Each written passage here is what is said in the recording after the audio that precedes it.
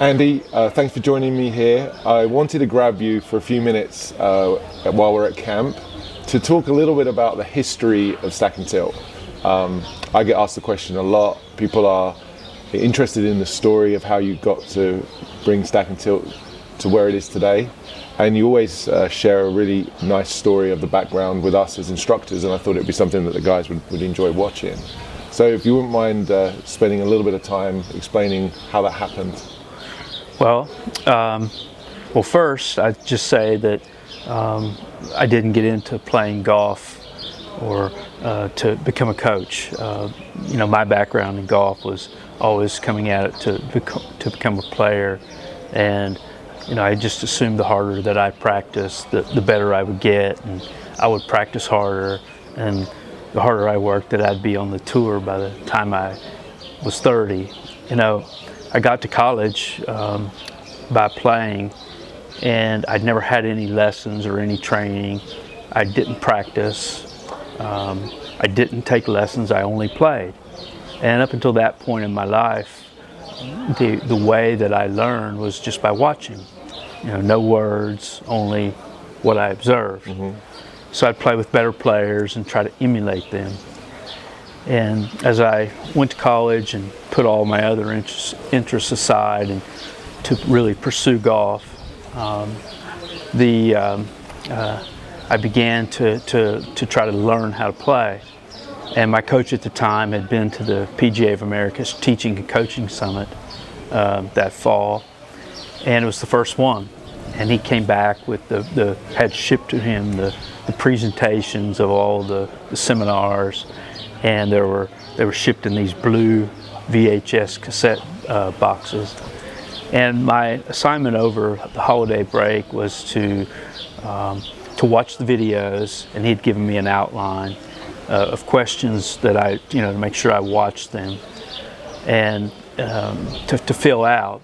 And what I figured out was that as I went through and watched the videos of all the different presentations and tried to answer the questions, was that I was getting more confused. The more information I took on, the more confused I was getting.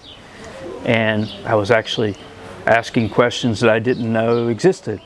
So the more information I took, as I said, was only confusing the issue, and often the information was contradictory. So as part of my learning, my first part of learning golf, I got dramatically worse. And I went from a player who, when I entered college, who, averaged low mid-70s in qualifying, to shooting more rounds in the 90s than in the 70s. By the time shocking. Yeah, by the time the first season was over, I was not a functional golfer, and I can tell you that it was a painful descent. And you invest all your time, your effort, and I'm all in, and I'm getting worse. Yeah. So I never experienced that. And thankfully for me, the season ended, and I went back home to my home course and some familiarity and the people that I knew, and played the course that I always played to try to remember how I hit the ball, and because that was the only thing that had ever worked for me. And I found myself still in, I was still exempt for some tournaments, and so I entered myself in the Southern Amateur, which was a large tournament at Myrtle Beach, South Carolina, the Dunes Golf and Country Club, and it was the only thing I knew to try to get better, because the only thing that had ever worked for me was to watch and be around better players. So I tried to put myself in the biggest tournaments, and I'd go to the tournaments and just hang around with the best players and watch what they do. And as part of that, being at the Southern Am, and I was on the driving range in Myrtle Beach, South Carolina, I heard two players, one from Georgia Tech, one from Oklahoma State, I remember, and they just mentioned in passing, I heard the book, The Golfing Machine. And when I heard the book, just the name, the title, The Golfing Machine, it connotated some sort of structural rigor or the mechanical quality of repetition, something that was reproducible, and that appealed to me because of the videos that I'd watched seemed so disfragmented, or there was no consistent message. So, that caught my eye, my ear, and it got my interest. And I went back to the room that night to find a lighted driving range in Myrtle Beach. And those of you who know Myrtle Beach, South Carolina, know that there's a large amount of lighted driving ranges in Myrtle Beach. And so, I was looking down the yellow pages for lighted driving range to go hit balls that at night, and I came down this advertisement for the Golfing Machines logo, the star system triad, and I saw it, and it said, the Grand Strands only certified golfing machine instructor, and it took me aback for a second, because I just heard about it that day on the range, and I remember thinking, is this a special thing? Is this something really unique, or am I just noticing it because I heard about it today? And it's everywhere. So it got my attention, and I thought, boy, I need to, first thing in the morning, I'm going to go down and I'm going to get this golfing machine book. So I got up early, and I drove from North Myrtle Beach down to South Myrtle Beach, about a 30-mile drive. And I got there early, and I went to the pro shop and asked for Mr. Tom Tomasello, and they directed me upstairs to wait on him. Well, they directed me upstairs to his teaching lab, and he wasn't there yet, so I was waiting for him to arrive. And I can remember he pulled up the ramp in his silver Nissan Maxima, or 1988 or 1987, and when he got out of the car, I just remember that it wasn't what I expected. I had, the idea that this would be some golf pro in a visor and pressed pants, and so Tom was older, and maybe it was his day off, but it wasn't quite what I expected. And I learned a valuable lesson there right off the bat, that being young, I didn't want to judge a book by its cover. And so I introduced myself, and we walked inside to his lab, and I can still remember the way his fingers looked, the ridges in his fingernails, the key, the way his hands clasped the key, and when he put the key into the door and opened the door into his lab, and we walked in the room, I can still remember what I felt when I looked around and I saw these lines on the ground. There were mirrors on all the walls with angles taped on the wall, and there was stencils with letters, per 2J2, and per 2N1, or per 2K. So there was this language and stenciled letters all over these taped lines, and there was an actual model, a physical construction of a golfer, crafted out of wood. And I thought, I can just remember thinking that whoever did this had something to say. They took a lot of time in taping these lines on the ground, and a lot of care and precision in placing them. And it was different than all the videos and books that I watched, because there were no drawings, there were no diagrams, and the language was different. So that caught my attention quickly, or right off the bat.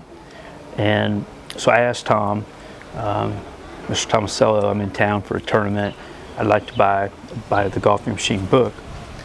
And he said, sure. And he put his card in the book, and he said, you'll probably need some help with the book, so here's my card. And when I look back, I laughed, because I told him, I said, well, I've just watched, I watched 12 videos over break, and I think I'll be okay. And I realized how naive I must have sounded when I said that to anyone who's read the golfing machine book, how silly that must have sounded. But anyway, my plan was I was going to buy this book, and I'm going to read it. I'm going to go back to my room and read it and get some tips here to play in this tournament.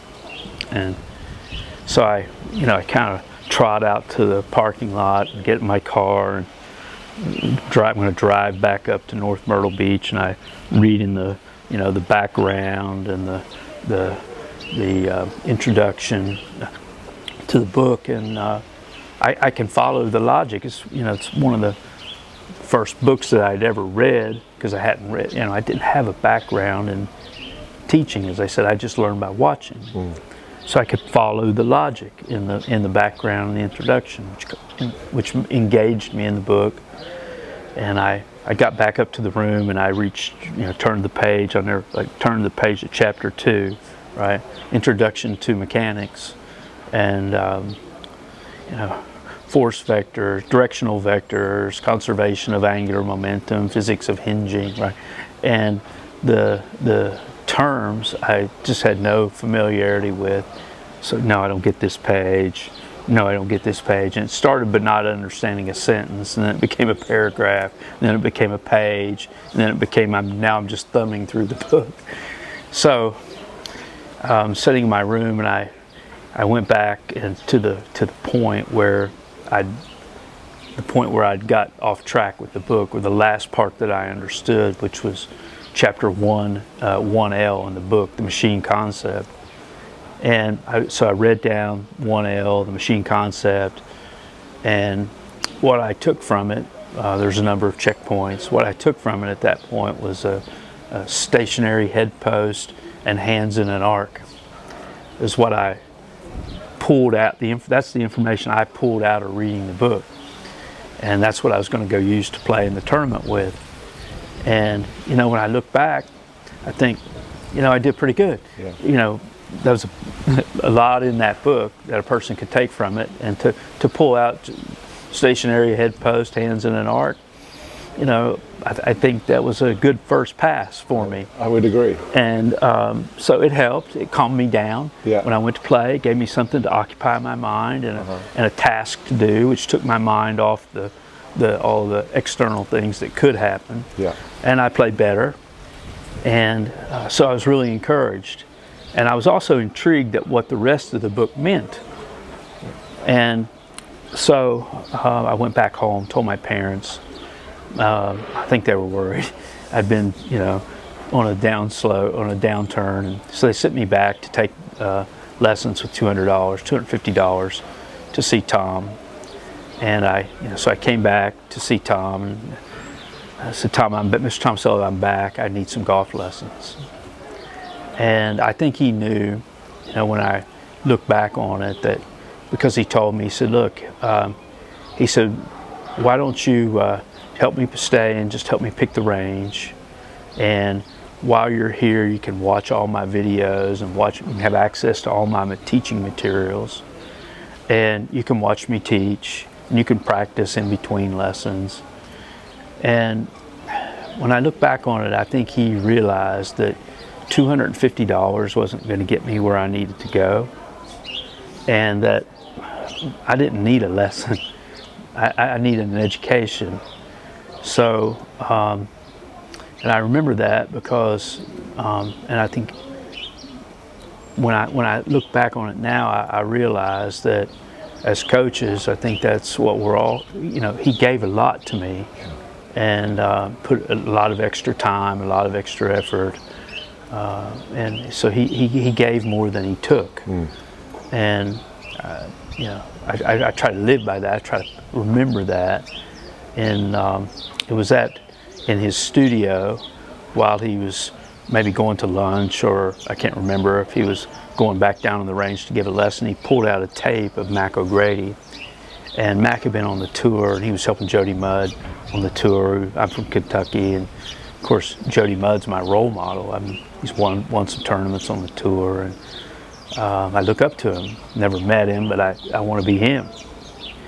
So he's got some tapes of Jody and Mac on the tour, and so he puts the tape in of Mac O'Grady, and I can remember thinking, why am I watching this video of Mac? Because I wanted to be Payne Stewart or Jody Mudd, but here's I'm watching this video of Mac, but it took me about 2 minutes of watching Mac talk to realize that was the next step for me, because he spoke in degrees, and he used anatomy when he spoke, and speaking so specifically and so clearly compared to all the other information I had put him just in a completely different level of all of the other people that I'd ever been around. So I could see clearly that was the next step for me in my growth, and which led me to a couple of years of learning the golfing machine book, going back down to see Tom in my spare time in between weekends or breaks and semester breaks, and in the summer became an authorized instructor of the golfing machine book while I was in college. And as I said, I became an authorized instructor of the golfing machine book just to play and to be around Tom, just to be around the information that he had, and to take the test to learn. Wasn't like a pass-fail thing or something that he required me to do. I took it because I wanted to learn the book. I wanted to know everything about it. And so I took the test, became authorized, or GSEM, and even though I just didn't teach. So a couple years passed, and my game has improved quite a bit, and now I find myself in a second stage of US Open qualifier, Cincinnati, Ohio, Plummer Country Club, probably 1989 or so. And I get the tee sheet in the mail. It's 40 players for 2 spots, and I go down the list, and there's Mac O'Grady in the field. And I remember I was nervous just because I saw that now I'm in the same tournament as him. So I've come a long way from that 19, 20-year-old who was shooting 89s and 90s and qualifying. Now I'm playing the same tournament as Mac O'Grady and to qualify for the US Open. I've came a long way. And so I was nervous. I had some apprehension. But I also knew that this was my chance to meet Mac. So I took my book to the tournament with all the tabs in it, all the notes that were written in it from the years of practice and taking the test, and the questions that I'd had answered and things I'd underlined that were important. And so after the tournament, as it turned out, I played nice and was low amateur in the tournament, and Mac finished good and got the last spot, qualified for the Open there. And so I stayed around for the awards ceremony, and I knew this was my chance. So I went and got my book out of the car to ask Mac. So I said, Mr. O'Grady, I've got this book. I'd like to ask you a few questions. I'll never forget just his expression. He's like, "You know about this book?" He looked at me, and I said, "Well, I'm an authorized instructor, and I'm not sure how much I know about the book, but I am an authorized instructor. But it's helped me a bit, quite a bit." Wait here. So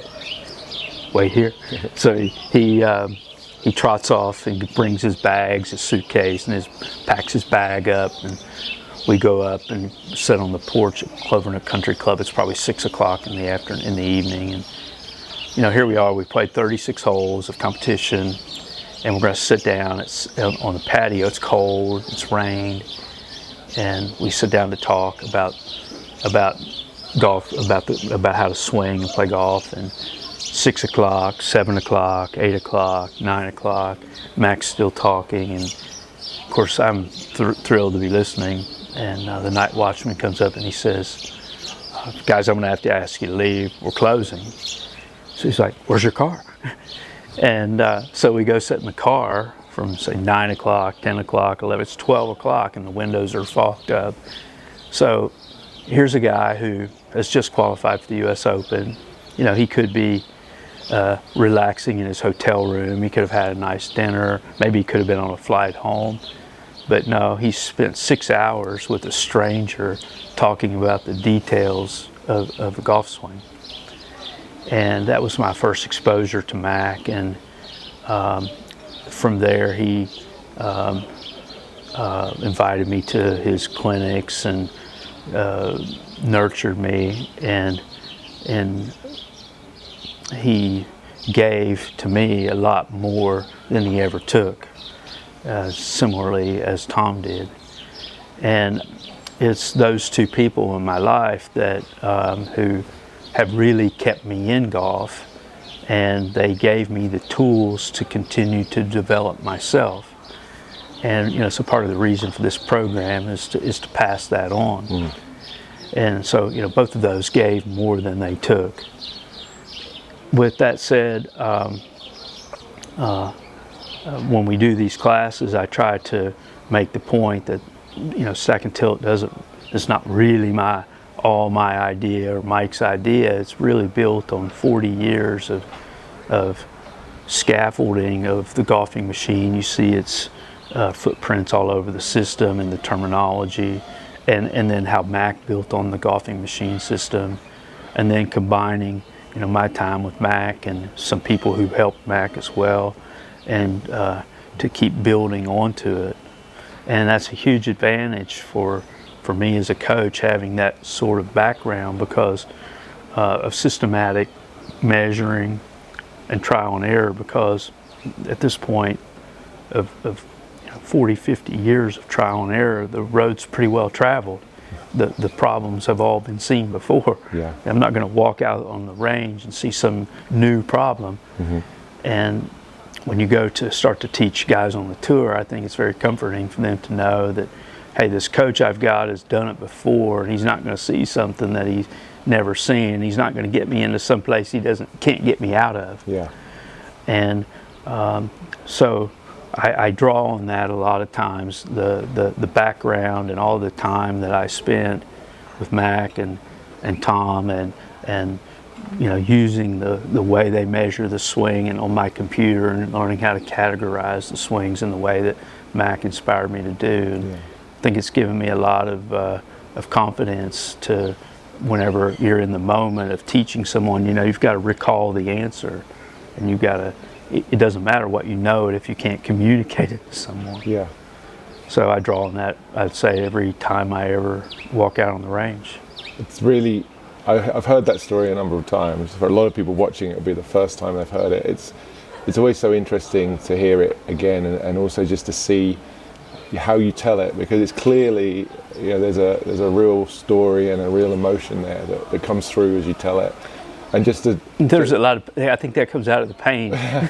So, but there is. I think a lot of people watching have experience of the downfall in their golf through, maybe some poor coaching advice, or however it may have manifested itself. But the lack of structure or systematic approach to teaching golf still exists to a large extent. And I think you and I would both agree that having systems and models would be something that exists in any meaningful endeavor.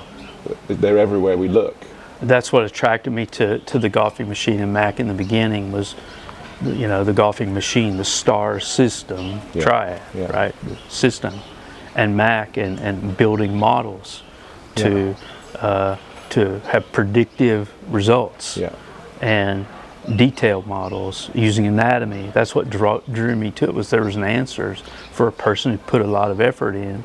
There was a series of a plan to follow. So and to people who have followed the same pathway, I think that's the most important thing that you can pass on to a student is a system to organize all their information around, and a few drawings in their head with a system to organize information, some drawings in their head. Whenever anybody makes a comment or gives some advice, they would have context, and it would, in that way, they'd be able to take what they have and build onto it, as opposed to feeling like every lesson was fragmented and different from the other. That you could see how it's all fitting together. And that's what I think people really need is continuity, and how to learn to build on what they have, which is difficult if you're just watching random YouTube videos, because as I said, the information can seem contradictory, maybe it is, But if we all have the same drawings in our head to work from, then we can ask logical questions about them. Completely. It's been an education for me in all the time I've known you and been involved with the system, and I continue to learn more every day. Thank you for giving more than you take. Thank you for sharing your story today. The models and system subject is something we should probably expand on in another video. Okay. If you enjoyed watching today, make sure you're subscribed, and there'll be more stuff to come on Stack and Tilt official YouTube channel. Andy, thank you. Thank you, Rob. We'll see you next time.